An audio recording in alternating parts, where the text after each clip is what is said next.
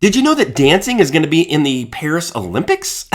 Here's a look at some obscure events at the 2024 Paris Olympics that you may not know about. The last one I think might actually shock you. Now, some of these may have the Mandela effect in full force because I could have sworn some of them have already been in the Olympics for a long time, but if you feel the same way, leave me a comment. I tell you what, while you're there, leave me a comment and tell me what is your favorite Mandela effect conspiracy. Kind of interesting. All right, let's start. Sports climbing. All right, so the history of sports climbing, it's been around for decades, but it gained formal recognition as a competitive sport back in the 1980s. It involves climbing on artificial rock walls with holds for your hands and your feet. Now, sports climbing made its Olympic debut at the Tokyo 2020 Games. Now, the disciplines involved is speed climbing. The climbers race to the top of a 15-meter wall. There's bouldering, where climbers tackle fixed routes on a 4.5-meter wall without ropes.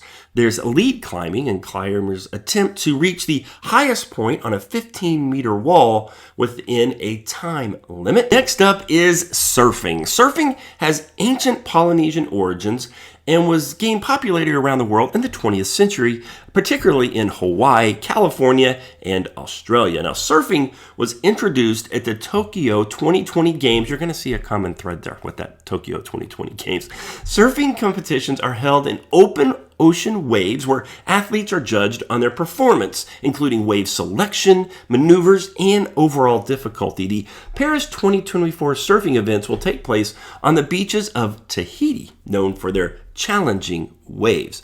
Next up, we have skateboarding. Now, skateboarding emerged in the 1950s in California and evolved through the 1970s and the 1980s with the rise of street and vert skating. Now, skateboarding was first included in the, I'm going to let you guess which Olympics.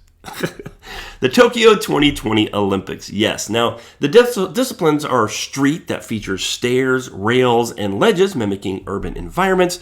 Then there is park, that involves riding on a course with bowls, ramps, and other transitions.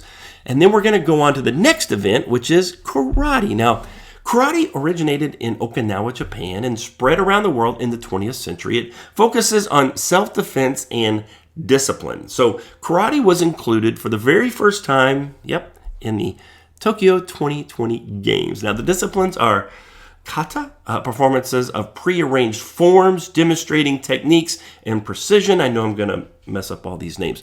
There's kaimita, sparring matches where competitors score points for controlled, accurate strikes.